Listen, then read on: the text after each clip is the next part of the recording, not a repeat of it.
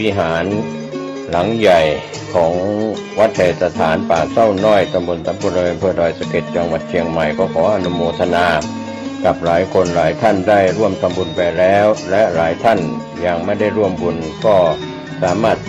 ร่วมทำบุญในคราวครั้งนี้โดยทั่วหน้ากัน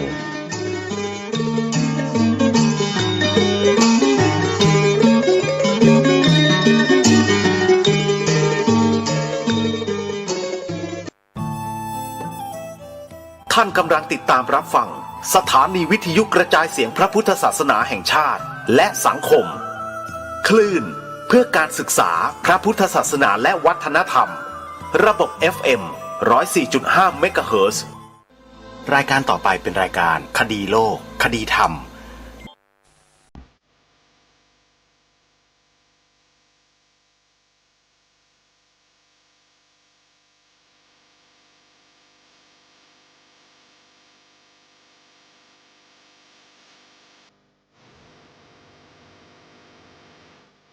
ขอกราบถวายความนอบน้อมแด่พระรัตนตรัยถวายความเคารพพระมหาเถระพระเถรานุเถระทุกท่านขอความสุขความเจริญในธรรมจงบังเกิดมีแด่ท่านสาธุชนที่กำลังติดตามรับฟังรายการจากสถานีวิทยุแห่งนี้ทุกท่านขอนำท่านผู้ฟังเข้าสู่รายการคดีโลกคดีธรรม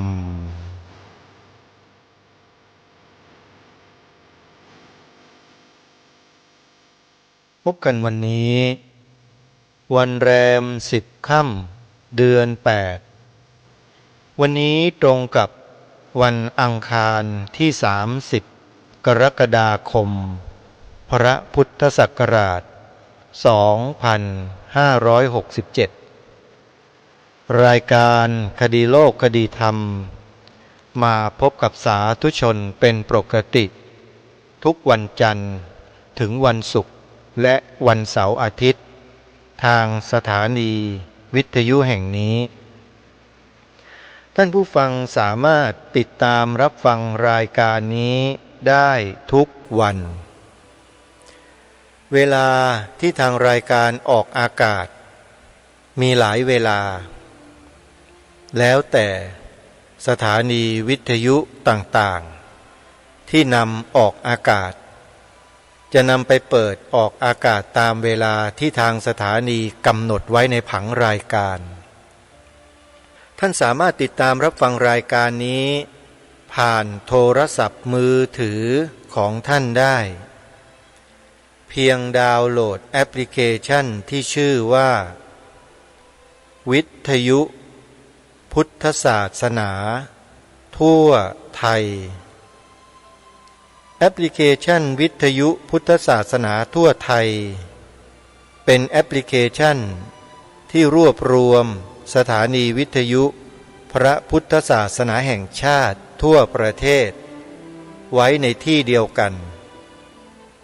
เมื่อท่านดาวน์โหลดแอปพลิเคชันนี้ไว้แล้วเท่ากับว่าท่านมีสถานีวิทยุพระพุทธศาสนาแห่งชาติอยู่กับตัวท่านตลอด24 ชั่วโมงและมีจำนวนมากถึง50 สถานีทั่วไทยแต่ละสถานีนำธรรมะดีๆมาเปิดให้เราฟังมากมายหลายครูบาอาจารย์ไม่ว่าจะเป็นสายวิชาการสายกรรมฐานแม้แต่สายมู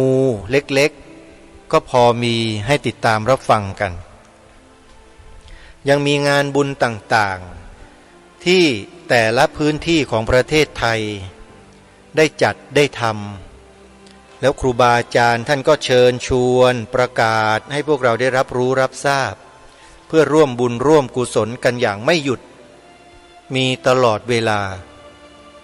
เราสามารถที่จะเลือกทำบุญประเภทไหนก็ได้เพียงแค่เราติดตามรับฟังรายการจากสถานีวิทยุ ของครูบาอาจารย์ของเราที่รวมกันอยู่ในแอปพลิเคชันที่ชื่อว่าวิทยุพุทธศาสนาทั่วไทยใครก็ตามที่สามารถบอกให้ผู้อื่นดาวน์โหลดสำเร็จแล้วเขาก็เปิดรับฟังรายการต่างๆได้ผู้ที่บอกนั้นได้บุญมหาศาลเลยเพราะสามารถทำให้คนคนหนึ่งหรืออีกจำนวนหลายๆท่านหลายๆคนเนี่ยได้ฟังธรรมะแต่ก่อนเขาไม่เคยรู้ไม่เคยได้ยินไม่เคยได้ฟังแต่พอเราบอกให้เขาดาวน์โหลดแอปพลิเคชันเท่านั้นเองท่านเหล่านั้นก็มีโอกาสเปิดรับฟังธรรมะได้เมื่อเขาได้ฟังแล้วถ้ามีบุญบารมีที่สั่งสมมาแต่อดีตบุญบารมีนั้นก็จะเปิดดวงปัญญาต้อนรับพระธรรมคำสอนเข้าสู่จิตใจได้ง่ายเรียกว่าเข้าใจง่ายเมื่อเข้าใจได้ง่ายเข้าใจได้แล้วเขาก็นำไปปฏิบัติเกิดเป็นผลดีต่อตนเองครอบครัวหมู่บ้านตำบลอำเภอจังหวัดและประเทศชาติตลอดจนถึงโลกใบนี้ได้เห็นไหมครับเพียงแค่บอกต่อให้ดาวน์โหลดแอปพลิเคชันเท่านั้นประโยชน์อย่างกว้างขวางก็จะเกิดขึ้นตามที่กล่าวมาแล้วผู้บอกจะไม่ได้บุญได้ยังไงท่านผู้ฟังได้บุญยิ่งบอกเร็วบอกก่อนใครยิ่งได้บุญเยอะทำไมล่ะฮะบอกก่อนก็มีโอกาสที่ผู้ที่เราบอกนั้นจะไปบอกต่อได้จำนวนมากไงเพราะฉะนั้นรีบบอกกันนะโยมนะอย่ารอช้าถ้าเราบอกทีหลังเขาเราก็ได้บุญเหมือนกันแต่อาจจะน้อยลงเพราะคนที่จะไปบอกต่อเนี่ยอาจจะไปเจอคนที่เขาดาวน์โหลดไว้แล้วพอไปบอกเขาบอกดาวน์โหลดเรียบร้อยแล้วเราก็ไม่ได้บุญจากการบอกตรงนั้นของคนที่เราบอกถูกไหมฮะเพราะฉะนั้นเราต้องรีบบอกตอนนี้เลยคนที่รับคำบอกจากเราเนี่ยก็จะไปบอกต่อรีบบอกต่อคนที่ยังไม่เคยได้ฟังเขาก็จะได้ดาวน์โหลดแล้วฟังธรรมะ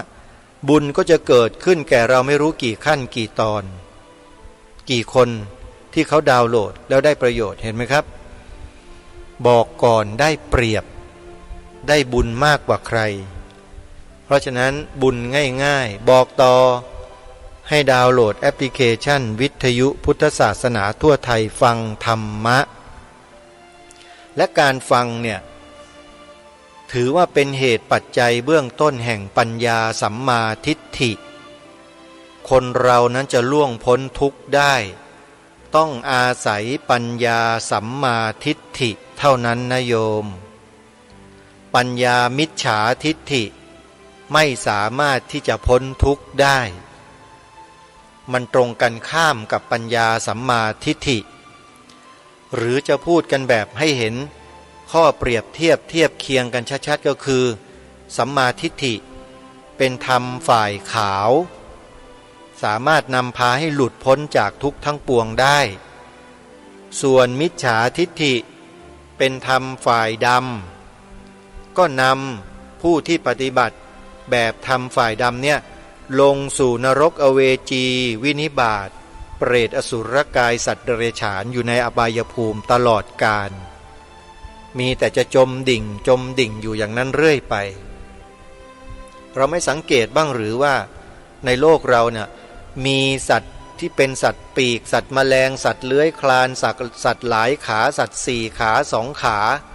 เต็มไปหมดไม่มีขาบ้างอะไรบ้างมากมายมหาศาลเลยบนผืนแผ่นดินในน้ำบนอากาศจริงไหมนั่นแหละเวียนว่ายตายเกิดไม่จบไม่สิ้นนะแล้วมีความสุขไหมเล่าโดนล่าโดนกินโดนฆ่าอยู่ตลอดเป็นวัฏจักรเขาเรียกว่าวัฏจักรนั่นคือชีวิตของอบายภูมิก็จะถูกตามล่าถูกฆ่าถูกกินถูกเบียดเบียนกันไปเบียดเบียนกันมา สร้างเวรสร้างกรรมผูกเวรผูกกรรมก็อยู่อย่างนั้นแหละนั่นคือธรรมฝ่ายดำถ้าใครถือปฏิบัติเรียกว่ามิจฉาทิฏฐิและบุคคลที่จะเป็นมิจฉาทิฏฐิได้ก็คือบุคคลที่ไม่ชอบธรรมะไม่ฟังธรรมะไม่สนใจธรรมะเขาก็จะสนใจแต่สิ่งที่เขาชอบเขาต้องการตามกิเลสของเขาแน่นอนนะวัฏฏะสงสารยาวแต่ถ้าใครปรารถนาสัมมาทิฏฐิ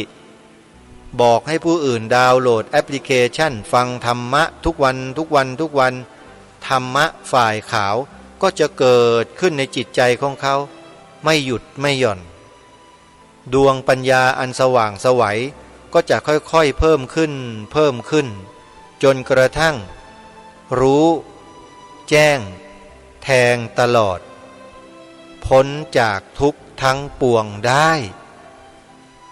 ทีนี้เราก็เลือกเอา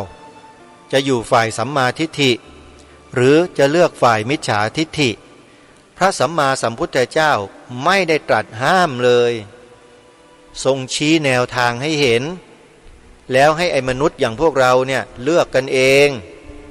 ใครอยากจะเลือกแบบทุกข์ทรมานไปไม่รู้จักจบจักสิ้นเวียนว่ายตายเกิดในวัฏฏะสงสารจมดิ่งอยู่ในอบายภูมิอยู่อย่างนั้นก็เลือกไปทางนี้ทำฝ่ายดำใครต้องการจะอยู่อย่างมีความสงบสุขร่มเย็นเป็นสุขเป็นธรรมอยู่สู่ความหลุดพ้นจากทุกข์ทั้งปวงได้เป็นอมตะเรียกว่าเข้าสู่นิพพานก็เลือกทำฝ่ายขาวเรียกว่าสัมมาทิฏฐิเพราะฉะนั้นใครที่ปรารถนาปัญญาสัมมาทิฏฐิก็ต้องเลือกฟังธรรมะศึกษาเรียนรู้ธรรมะดาวน์โหลดแอปพลิเคชันที่ทางรายการแนะนำแล้วเปิดฟังกันแบบง่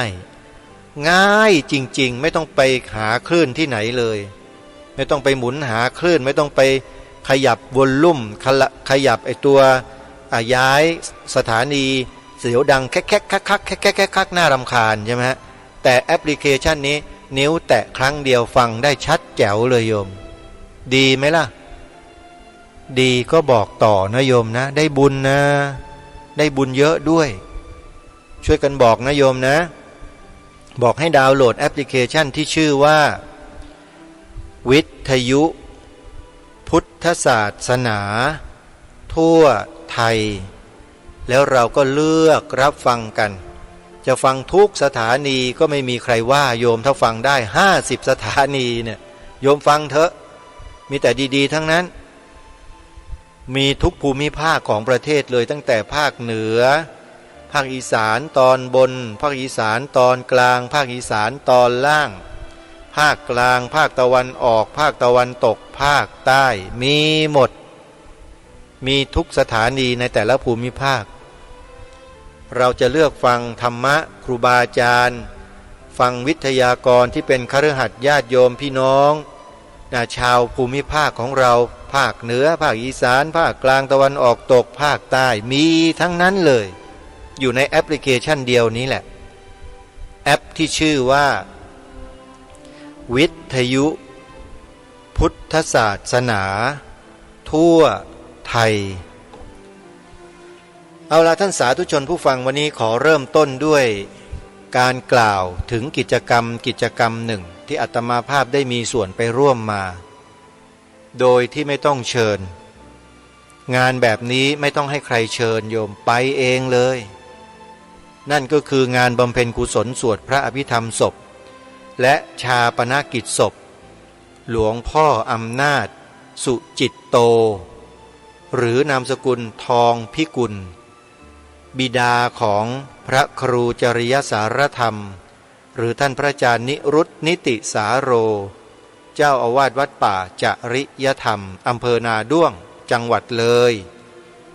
ได้จัดเสร็จสิ้นไปเป็นที่เรียบร้อยแล้วได้ประกอบพิธีชาปนกิจจบแล้วก็มีแต่บุญมีแต่กุศลเกิดขึ้นอยู่ตลอดเลยในงานนั้นเพราะทางเจ้าภาพคือท่านพระครูจริยสารธรรมได้นิมนต์พ ระสงฆ์ที่เป็นครูบาอาจารย์ที่แวะเวียนมาในงานศพในครั้งนี้เนี่ยขึ้นแสดงธรรมกันทุกรูปเลยโยมและอาตมภาพเองก็เป็นหนึ่งในนั้นด้วยได้ขึ้นแสดงธรรมในค่ำวันที่26 กรกฎาคมพระพุทธศักราช 2567 เริ่มเวลา 19:30 นาทีแล้วไปจบลงที่เวลา 20:55 นาทีประมาณ1 ชั่วโมงครึ่งก็คิดว่า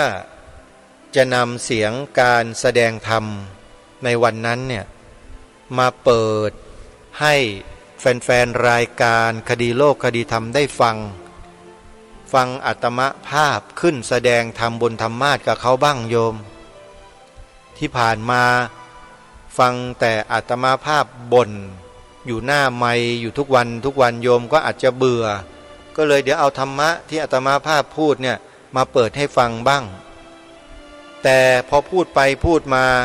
ธรรมะเริ่มจางลงแล้วก็มีแต่เรื่องของความมั่นคงเรื่องของพระพุทธศาสนาขึ้นมาจนได้มันเป็นอุปนิสัยสันดานของอาตมาภาพจริงๆต้องยอมรับนะโยมนะมันทิ้งไม่ได้เรื่องพวกนี้ยังไงก็ต้องขอพูดสักหน่อยหนึ่งไม่ว่าจะไปเทศที่ไหนก็ตาม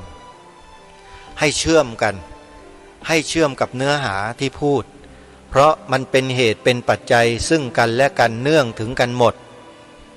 เพราะสิ่งนี้มีสิ่งนี้จึงมีเพราะสิ่งนี้เกิดสิ่งนี้จึงเกิดถ้าสิ่งนี้ไม่เกิดสิ่งนี้ก็ไม่เกิดสิ่งนี้ไม่มีสิ่งนี้ก็ไม่มีมันเป็นเหตุและเป็นปัจจัยซึ่งกันและกัน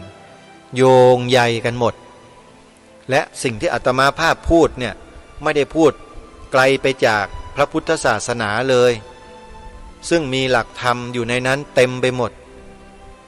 พูดแบบองค์รวมเดี๋ยวลองไปฟังกันดูก็แล้วกันญาติโยมว่าอาตมาภาพเมื่อวันที่26 กรกฎาคมไปแสดงธรรมหน้าหีบศพของหลวงพ่ออำนาจสุจิตโตนามสกุลทองพิกุลบิดาของท่านพระครูจริยสารธรรมเจ้าคณะอำเภอนาด้วงเจ้าอาวาสวัดป่าจริยธรรมอำเภอนาด้วงจังหวัดเลยนั้นอาตมาภาพแสดงธรรมแบบไหนอย่างไร1 ชั่วโมงกว่าสาระที่จะได้นั้นคืออะไรบ้างแต่ขออย่างหนึ่งว่าให้ตั้งใจฟังให้ต่อเนื่องอย่าฟังแบบไม่ค่อยใส่ใจฟังแล้วเดี๋ยวจะจับไปผิดนะโยมฟังผิดฟังไม่ได้สับแล้วเดี๋ยวจับไปกระเดียดมันจะเสียหายนะโยมฟังให้ต่อเนื่องฟังให้ครบถ้วนกระบวนความถ้าจดได้ด้วยจดได้ยิ่งดีโยมจดเอาไว้เวลาอาตมาภาพพูดอะไรเนี่ยโยมจดไว้แล้วพอสรุปโยมก็มาดูว่าที่จดไว้อะไรต่างๆนั่นน่ะที่อาตมาพูดไว้เนี่ยมันสอดคล้องสอดรับกันไหมอันนี้ดีนะถือว่าเป็นสิ่งที่ดีมากนะฮะทีนี้ก่อนจะไปฟังตรงนั้นเนี่ยวันนี้ก็คงไม่จบหรอกคงจะมีตอนต่อไปวันพรุ่งนี้ให้ต่อเนื่องวันนี้จะขอพูดกับพวกเราในฐานะที่เป็นคนไทยด้วยกันถึงหน้าที่ของพวกเราทุกคนที่เราจะต้องปฏิบัติโดยไม่ต้องให้ใครมาบังคับไม่ต้องให้ใครมาร้องขอร้องแต่ให้พวกเราทำด้วยจิตสำนึกคืออะไรล่ะก็คือการแสดงออกถึงความจงรักภักดีและมีสำนึกในพระมหากรุณาธิคุณต่อพระบาทสมเด็จพระวชิรเกล้าเจ้าอยู่หัวรัชกาลที่10พระองค์ผู้ทรงพระคุณอันประเสริฐองค์พระมหากษัตริย์ไทยรัชกาลปัจจุบันของเราร่วมกันการแสดงออกถึงความจงรักภักดีทำได้หลายอย่างหนึ่งในนั้นก็คือการกระทำสิ่งใดก็แล้วแต่ทำด้วยจิตที่เมตตากรุณาต่อการกระทำนั้นไม่ว่ากับใครก็แล้วแต่ถือว่าเป็นการปฏิบัติบูชาถวายเป็นพระราชกุศลแด่องค์พระมหากษัตริย์ของเรา เนื่องในโอกาสวันเฉลิมพระชนมพรรษาครบ6 รอบ72 พรรษาของพระองค์ท่านด้วยในฐานะที่เราเป็นประสบนิกรชาวไทยเป็นประชาชนคนไทยที่ได้รับพระมหากรุณาธิคุณจากพระองค์ท่านทั้งทางตรงและทางอ้อมโยมท่านผู้ฟังทุกท่านเราอยู่บนผืนแผ่นดินนี้เนี่ยเราโชคดีมากที่สุดในโลกรู้ไหมแผ่นดินไทยนี้แตกต่างจากแผ่นดินอื่นๆในโลกมากมาย200 กว่าประเทศทั่วโลกที่จะเป็นเหมือนอย่างประเทศไทยเรานั้นยังไม่เห็นมีนะความเป็นอิสระเสรีในเรื่องการเป็นอยู่การกินการไปการมาการย้ายถิ่นการทำมาหากินประกอบอาชีพอิสระเสรีเป็นที่สุดในโลกไม่เคยมีประเทศไหนทำได้มีแต่ประเทศไทยของเรานี่แหละทำไมจึงเป็นเช่นนั้น1เพราะองค์พระประมุขของแผ่นดินเราทรงเป็นพุทธมามกะ2เพราะแผ่นดินไทยของเรานั้นมีพระพุทธศาสนาเป็นศาสนาประจำชาติหรือเป็นหลักของประเทศ3ประชากรหรือพลเมืองส่วนใหญ่ของประเทศนี้นับถือพระพุทธศาสนาจึงทำให้ประเทศไทยเป็นอย่างนี้มีอิสรภาพเสรีมีความสันติสงบร่มเย็นเป็นธรรมต่อทุกคนประชาชนทุกคนรักกันสามัคคีกันแต่ที่เห็นแตกแยกกันอยู่บ้างก็เพราะถูกปั่นหัวประชาชนก็ไม่ได้เกิดขึ้นกันเองหรอกถูกปั่นใครปั่นก็ไปดูกันเองสิอาตมาไม่บอกทุกท่านก็ทราบกันอยู่แล้วเนี่ยนั่นแหละก็บอกให้ฟังว่าที่มันไม่สงบมันทะเลาะเบาะแว้งกันบ้างก็เพราะถูกปั่นอย่างที่ทางรายการพูดมาโดยตลอดทุกวันยังปั่นกันไม่เลิกไปดูในสื่อบางสื่อสิปั่นกันอยู่ตลอดให้รังเกียจให้อะไรก็ไม่รู้ว่าอาฆาตมาตร้ายฆาตแค้นอะไรต่างๆไม่หยุดไม่หย่อนเลยไปดูสิฮะนั่นแหละลักษณะอย่างนั้นแทนที่บ้านเมืองเราจะสงบร่มเย็นมีความรู้ความรักความสามัคคีกันทำให้สิ่งเหล่านี้เกิดไม่มีสาดเสียเทเสียสาดโคลนใส่ร้ายป้ายสีชวนทะเลาะเบาะแว้งอาฆาตพยาบาทจะแก้แค้นอะไรต่างๆเนี่ยมันเป็นวิสัยของคนไทยหรือแบบเนี้ยมันไม่ใช่นะโยมรายการนี้ไม่เคยคิดที่จะไปปั่นหัวใครให้มาทะเลาะกันไม่มีฮะให้พี่น้องคนไทยเราทะเลาะกันไม่มีแต่จะบอกให้ทุกคนนั้นยืนอยู่บนหลักการของชาติบ้านเมืองให้มั่นคงเน้นให้ยืนอยู่จุดนี้โยมแล้วก็เสนอแนวทางให้เราได้ทำร่วมกันโดยใช้ปากเป็นสำคัญปากเนี่ยใช้ให้เกิดประโยชน์ต่อส่วนรวมก็อย่างที่บอกไปนั่นแหละให้พูด2 ประโยคที่กล่าวเนี่ยคงไม่ต้องบอกซ้ำอะไรกันมากหรอกเรายังไม่อยากจะทำกันเลยใช่ไหมเล่าก็ไม่เป็นไรโยมถือว่าอาตมาได้ทำหน้าที่ของตนเองไปแล้วนะส่วนเราจะช่วยกันทำช่วยกันถ่อช่วยกันพายหรือไม่เดี๋ยวเรามาฟังธรรมะที่อาตมาภาพได้แสดงหน้าหีบศพของหลวงพ่ออำนาจสุจิตโตบิดาของท่านพระครูจริยสารธรรมที่มรณภาพแล้วก็ตั้งศพบำเพ็ญกุศลอยู่ในวันนั้นกันดีกว่าโยมจะได้เห็นอะไรกันบ้างเพราะการแสดงธรรมในวันนั้นเนี่ยมีการถ่ายทอดสดไปทั้ง Facebook Live ทั้ง YouTube Live ออกทางรายการสถานีวิทยุต่างๆหลาย10 สถานีเลยในวันนั้นน่ะผู้ที่ฟังก็มีหลายประเภทก็เป็นเรื่องปกติธรรมดาท่านผู้ฟังคนที่ฟังอาตมาภาพแล้วรู้เรื่องแล้วก็เข้าใจก็มีเยอะคนที่ฟังแล้วไม่ยอมรู้เรื่องก็มี ฟังแล้วก็คิดจะป่วนก็มีเหมือนกันมันเป็นเรื่องปกติธรรมดาของโลกใบนี้โยมจะให้ทุกคนเหมือนกันไม่มีหรอกถูกไหมฮะแต่เชื่อว่าพวกเราชาวคดีโลกคดีธรรมเนี่ยเมื่อฟังคลิปนี้จนจบจะเกิดความเข้าใจร่วมกันเดี๋ยวเราไปติดตามรับฟังพร้อมๆกันนะโยมนะอาตมาภาพได้ขึ้นแสดงธรรมวันที่26กรกฎาคมซึ่งตรงกับวันศุกร์ที่ผ่านมาพระพุทธศักราช2517เวลา19:30จนถึงเกือบ20:00เลยชั่วโมงกว่าเนื้อหาสาระการแสดงการกล่าวเป็นอย่างไรไปติดตามรับฟังได้ณบัดนี้นับตั้งแต่บัดนี้เป็นต้นไปอาตมาภาพจักได้แสดงพระธรรมเทศนาในบทพระบาลีที่ว่าด้วยสังขารและธรรมะทั้งปวงที่มีความไม่เที่ยงและเป็นอนัตตาเพื่อสนอง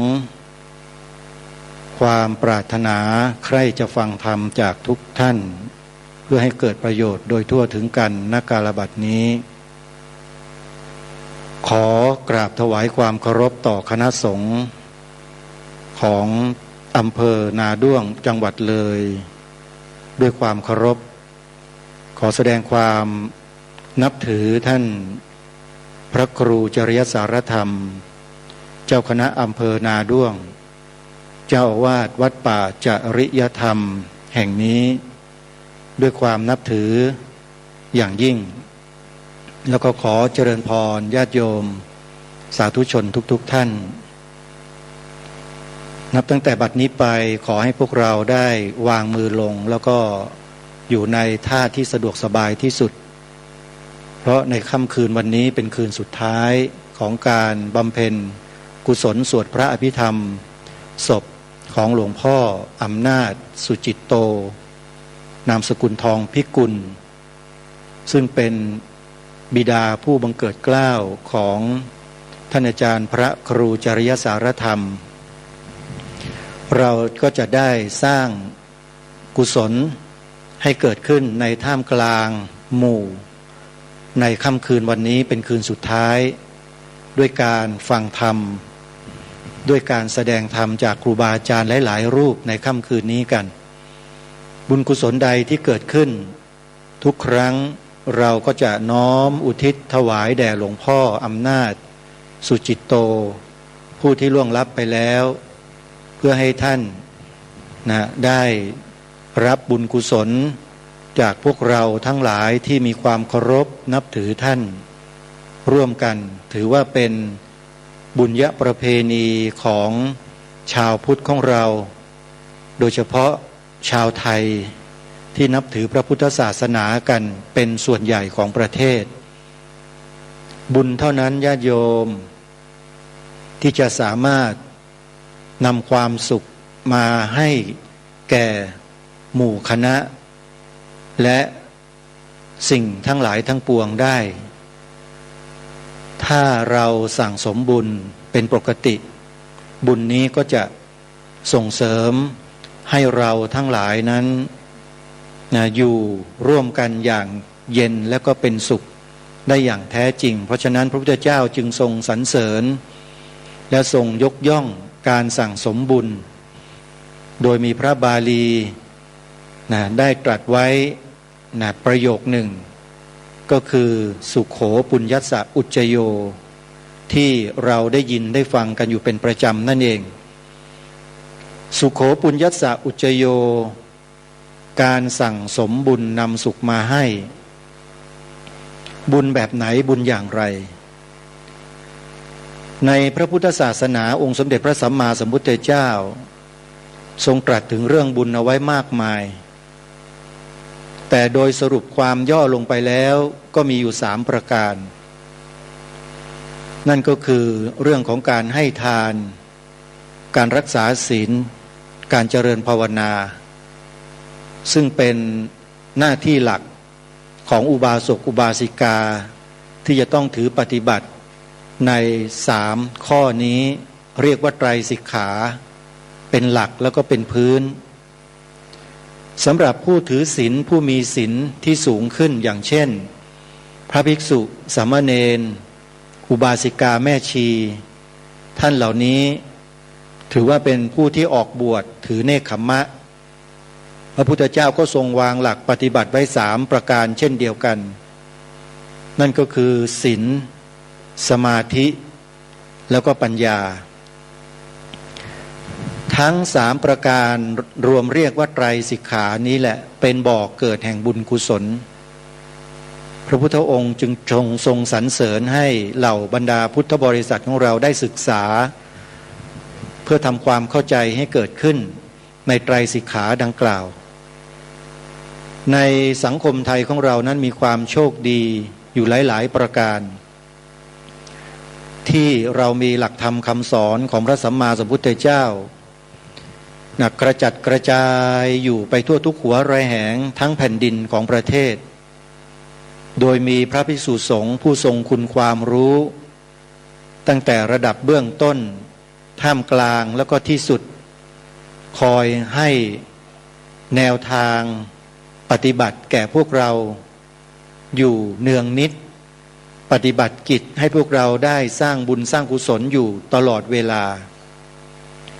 อย่างน้อยๆเราก็รู้จักการให้ทานเป็นพื้นถือว่าเป็นไตรสิกขาข้อแรกที่พระพุทธเจ้าตรัสสอนพวกเราในฐานะที่เป็นคฤหัสถ์ญาติโยมได้ทำกันตื่นเช้ามาหุงหาอาหารจิตใจเบิกบานเพราะจะได้ทำบุญใส่บาตรต่อพระสงฆ์พระสงฆ์ผู้ทรงศีลประพฤติดีปฏิบัติชอบทำประโยชน์ให้กับสังคมให้กับส่วนรวมมีสิ่งดีๆที่จะมอบให้แก่พวกเราก็เป็นเนื้อนาบุญให้เราได้ตักตวงบุญกุศลในเบื้องต้นคือการให้ทานด้วยการทำบุญใส่บาตรเป็นประจำทุกวันเมื่อถึงวันพระ8 ค่ำ15 ค่ำก็เปิดโอกาสให้เราได้ไปทำบุญที่วัดใน1 เดือนก็มีอยู่4 ครั้ง4 สัปดาห์ที่มีวันพระโอกาสที่เราไปวัดนี่แหละโยมนอกจากเราจะได้ให้ทานแล้วนะยังได้รักษาศีลเพิ่มขึ้นมาอีกไม่ใช่แค่นั้นยังได้เจริญภาวนาด้วยการพิจารณาธรรมะที่พระสงฆ์ท่านกล่าวท่านแสดงให้เรา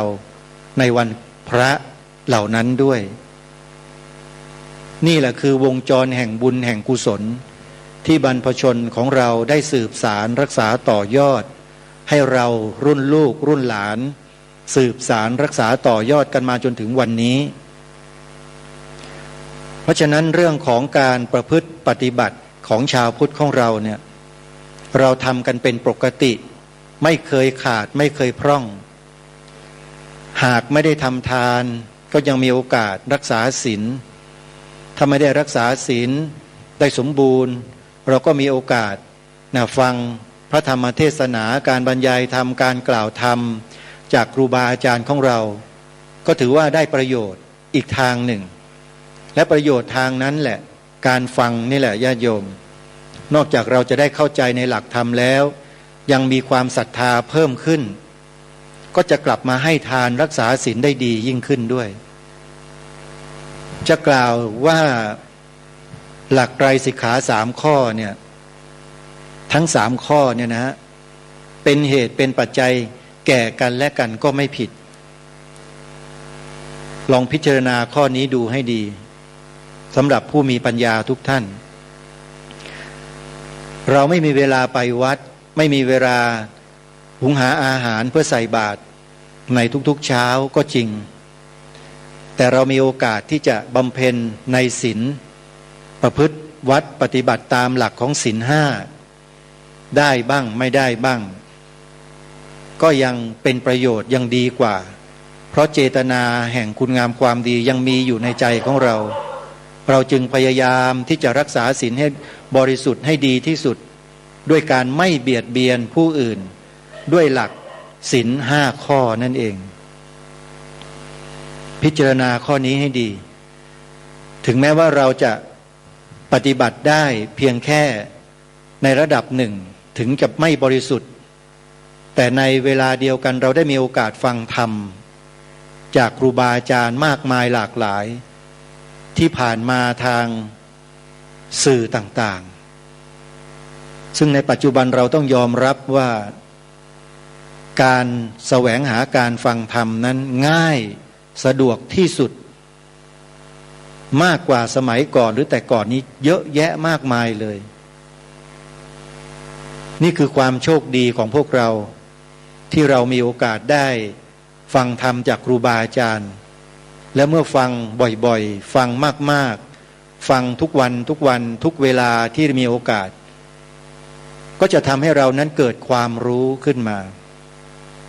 ความรู้ตัวนี้พระพุทธเจ้าตรัสเรียกว่าปัญญาเป็นปัญญาขั้นแรกเรียกว่าสุตมยปัญญาปัญญาอันเกิดจากการฟังเราไม่มีเวลาหรือไม่มีโอกาสให้ทานรักษาศีลได้บ้างไม่ได้บ้างแต่มีโอกาสได้ฟังธรรมศึกษาเรียนรู้ธรรมการศึกษาการเรียนรู้การฟังธรรมนี่แหละญาติโยมท่านผู้ฟังทุกท่านจะเป็นเหตุปัจจัยทำให้เราเนี่ยกลับมาให้ทานและรักษาศีลได้ดีกว่าที่ผ่านมามันเป็นเหตุเป็นปัจจัยเนื่องกันอยู่อย่างนี้ด้วยเหตุนี้กระมังจึงทำให้พระสงฆ์ในเมืองไทยเราเนี่ยมีความกระหายมีความต้องการมีความปรารถนาที่จะนำเอาหลักธรรมที่ท่านได้ศึกษาดีแล้วปฏิบัติดีแล้วเนี่ยถ่ายทอดให้กับบรรดาญาติโยมของเราด้วยใจที่มีความศรัทธามุ่งมั่นอย่างแรงกล้าจึงเกิดกิจกรรมอยู่ประการหนึ่งที่พระสงฆ์เราได้จัดได้ทำขึ้นมาเมื่อ20 กว่าปีที่แล้วจนถึงวันนี้นั่นก็คือ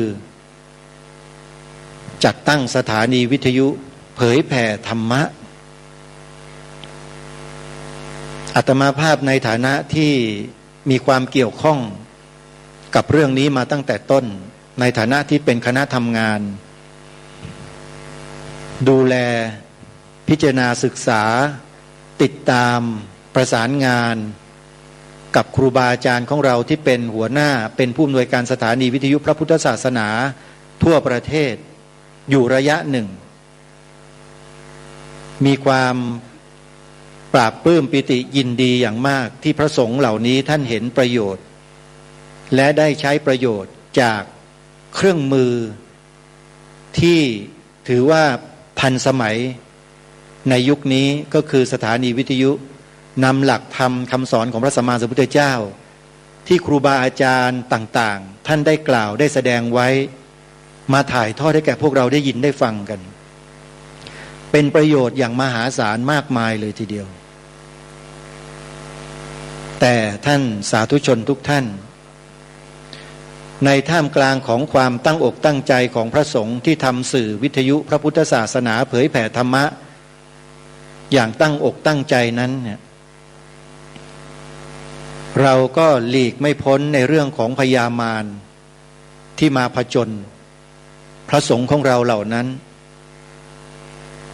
ใช้วิธีการใช้อุบายต่างๆเพื่อจะทำให้การทำงานเผยแผ่ธรรมของครูบาอาจารย์ของเราในรูปของสถานีวิทยุเนี่ยต้องล้มเลิกต้องปิดสถานีไปเป็นจำนวนมากกว่า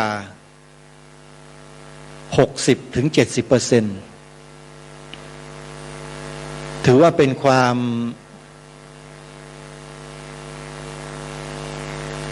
น่าเสียดายอย่างยิ่งที่สิ่งดีๆเหล่านี้ผู้ที่มีอำนาจหน้าที่ไม่เห็นคุณค่าและไม่เห็นประโยชน์ได้พยายามทำบางสิ่งบางอย่างเพื่อให้สถานีวิทยุของพระสงฆ์เราเป็นจำนวนหลายร้อยสถานีต้องปิดตัวลงไปถ้าจะว่าโดยกรรมแล้วเนี่ยนะโยมถือว่าเป็นการกระทำที่ปิดกั้นกระแสธรรมะการปิดกั้นการกระทำเพื่อไม่ให้กระแสแห่งธรรมนั้นกระจาย ไปสู่ผู้คนให้เกิดประโยชน์แก่ผู้คนเหล่านั้นอาตมาภาพคิดว่าสิ่งการกระทำเหล่านี้เป็นการกระทำที่บาปมากแต่ผู้กระทำเหล่านั้นเขาจะเห็นในข้อนี้หรือไม่อาตมาภาพไม่ทราบแต่มั่นใจว่าบาปแน่นอนปิดกั้นกระแสธรรมะที่สังคมมนุษย์จะได้ประโยชน์จากกระแสธรรมะเหล่านี้ใครก็ตามที่กระทำเช่นนั้นก็ขอให้ท่านทราบไว้ด้วยว่าอกุศลกรรมจะด้วยเจตนาหรือไม่เจตนาก็ตามได้เกิดกับการกระทำนั้นสำเร็จไปเรียบร้อยแล้วและสถานีวิทยุของพระสงฆ์ที่เหลืออยู่ทุกวันนี้เนี่ยที่ท่านอยู่มาได้เนี่ยนะไม่ใช่อยู่ได้เพราะการสนับสนุนจากบุคคลเหล่านั้นแต่อยู่มาได้ด้วยการสนับสนุนจากญาติโยมและตัวของพระสงฆ์ที่เป็นหัวหน้าเป็นผู้อำนวยการสถานีวิทยุเหล่านั้นเองที่พยายามต่อสู้ทำทุกสิ่งทุกอย่างทุกวิถีทางเพื่อรักษาสื่อดีๆเหล่านี้เอาไว้และทุกวันนี้นะโยมจากที่เคยมี400กว่าสถานีทั่วประเทศ400กว่าสถานีทั่วประเทศตามบัญชีที่อาตมาภาพดูแลอยู่สมัยแรกๆเนี่ยตอนนี้เหลืออยู่ประมาณ100กว่าสถานีเท่านั้นเองหายไป300กว่าสถานีเสียงธรรมที่เป็นกระแสแห่งคุณงามความดีกระแสแห่งบุญกุศลถูกปิดแต่ในขณะเดียวกันกระแสแห่งบาปกระแสแห่งอกุศลเกิดขึ้นเป็นดอกเห็ดแล้วสร้างความสับสนความวุ่นวายให้เกิดขึ้นในหมู่ของพี่น้องชาวพุทธของเราตามที่ปรากฏเป็นสื่อเป็นข่าวอยู่ทุกวันนี้ก็เยอะแยะมากมายมีการตีความธรรมะของพระสัมมาสัมพุทธเจ้าไปในทางที่ไม่ถูกไม่ควรมากมายหลายพื้นที่หลายแห่งตามที่ปรากฏในสื่อมากมายเช่นมีการนำพระวินัยของพระเพียงข้อเดียวในจำนวน227ข้อไปโพลธนาให้กับบรรดาผู้อื่นที่ติดตามรับชมรับฟังเขาอยู่เนี่ยว่าพระสงฆ์ที่รับปัจจัยจากญาติโยมที่โยมทำบุญมาด้วยความศรัทธาเนี่ยเขากล่าวหาพระสงฆ์ว่าเป็นมหาโจรพิจารณาข้อคำกล่าวหาเหล่านี้ให้ดีนะโยมว่าคนเหล่านั้นหวังดีต่อพวกเราชาวพุทธหรือเปล่าเมื่อสักครู่นี้หลวงพ่อที่เป็นหัวหน้าประธานเมื่อสักครู่ที่ท่านนั่งอยู่บนอาสงฆ์ท่านก็พูดมาอยู่คำหนึ่งประโยคหนึ่งบอกว่าญาติโยมถวายปัจจัยพระเนี่ยไม่ใช่ถวายเงินและทองนะโยมนะถวายปัจจัย4แปลว่าหลวงพ่อท่านก็ติดตามเรื่องนี้อยู่เหมือนกันแล้วก็พยายามจะชี้แจงอธิบายให้ญาติโยมได้เข้าใจให้ถูกต้องไม่ใช่ไปหลงเชื่อคนเหล่านั้นที่โจมตีพระสงฆ์ท่านมีเจตนาดีและหวังดีต่อพวกเราจึงได้มาบอกพวกเราอย่างนั้น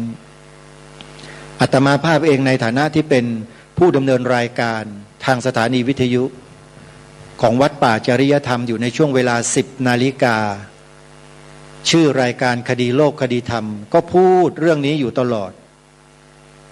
แล้วก็แนะนำให้เราไปฟังคลิปของผู้รู้ที่ท่านกล่าวเรื่องนี้ไว้เป็นการแก้เขาเรียกว่าแก้ปรปวาทคือคำกล่าวหาใส่ร้ายพระสงฆ์ที่บอกว่ารับปัจจัยซองปัจจัยจากญาติโยมแล้วเป็นมหาโจรเนี่ยให้ไปฟังในคลิปของผู้รู้เหล่านั้นยกตัวอย่างเช่นขออนุญาตเอ่ยนามพระมหาอุเทนปัญญาปริทัศน์ปรริยนธรรม9ประโยคจากวัดชนะสงคราม กรุงเทพมหานครท่านได้ออกมาชี้แจงมาแสดงมาโต้แย้งในประเด็นดังกล่าวของกลุ่มบุคคลเหล่านี้ให้พวกเราได้ฟังกันในคลิป YouTube มาก็แนะนำให้ไปฟังกันมันมีประโยคหนึ่งที่ท่านพูดใช้เรียกชื่อคนเหล่านี้ว่าทูตเทวทัตทุจินถ้าพิมพ์ไปใน YouTube ก็จะเปิดดูได้เลยมีทั้งหมด6คลิปอาตมาจะไม่อธิบายเองเพราะไม่ใช่ผู้รู้ไม่ใช่ผู้เชี่ยวชาญชำนาญในข้อพระวินัยอย่างท่านมหาปริญญา9ประโยคที่ท่านศึกษามาดีแล้วเข้าใจแล้วท่านก็มากล่าวมาแสดงชี้แจงให้เราได้รู้ได้เข้าใจกันเพื่อแก้ความเห็นผิดของพี่น้องชาวพุทธของเรา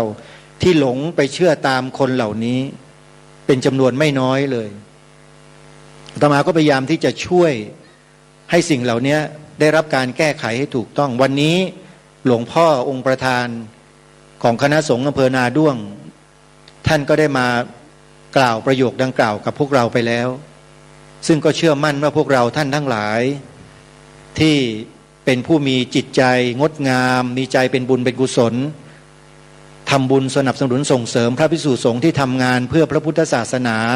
เพื่อชาติบ้านเมืองอยู่ทุกวันนี้เนี่ยเข้าใจในสิ่งเหล่านี้เป็นอย่างดีแล้วก็ยังคงทำคุณงามความดีเหล่านี้อย่างต่อเนื่องไม่ไปหลงเชื่อวาจาของกลุ่มบุคคลเหล่านี้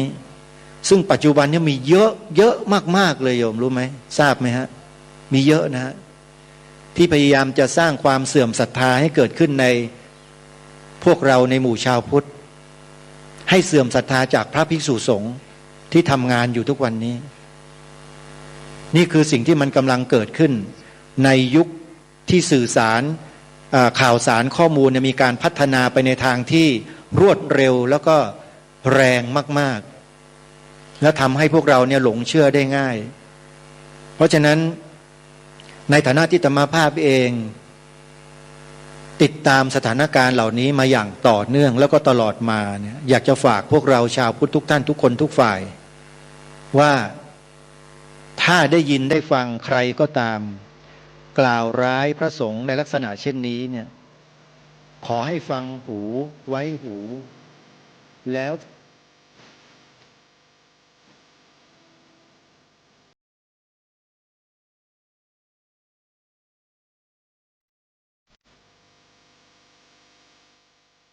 ท่านสาธุชนผู้ฟังทุกท่านการแสดงธรรมดังกล่าวอาตมาภาพได้ปรารภถึงสถานการณ์ของพระพุทธศาสนาของเราในปัจจุบันขึ้นมาเป็นส่วนเสริมของธรรมะโดยเฉพาะในเรื่องของการใช้วาจากล่าวหาใส่ร้ายพระสงฆ์ที่ทำงานเพื่อส่วนรวมเพื่อประเทศชาติเพื่อพระศาสนาเนี่ยว่าเป็นบุคคลที่เป็นมหาโจรเพียงเพราะรับศรัทธาของญาติโยมที่ถวายปัจจัยซึ่งเป็นธนบัตรเพื่อให้พระสงฆ์ท่านได้นำไปใช้ประโยชน์เพื่อสังคมถูกกล่าวหาอย่างนั้นนะโยมมันมีส่วนเกี่ยวข้องอะไรกับธรรมะมีแน่นอนแล้วก็มีเป็นส่วนมากด้วยจะมีอย่างไรเป็นอย่างไรนั้นเดี๋ยววันพรุ่งนี้เรามาติดตามรับฟังรายการกันต่อวันนี้เวลาของรายการหมดแล้วท่านผู้ฟังต้องขอสมมุติยุติรายการไว้แต่เพียงเท่านี้ก่อนพบกับรายการได้ใหม่ในวันต่อไปขอความสุขความสวัสดีในธรรมแห่งองค์สมเด็จพระบรมศาสดาสัมมาสัมพุทธเจ้าจงปรากฏเกิดมีขึ้นในจิตใจของท่านผู้ฟังทุกท่านทุกคนเทินขอเจริญพรกล้าคิดก็ต้องกล้าทำอย่ากลัวถ้าทำความดี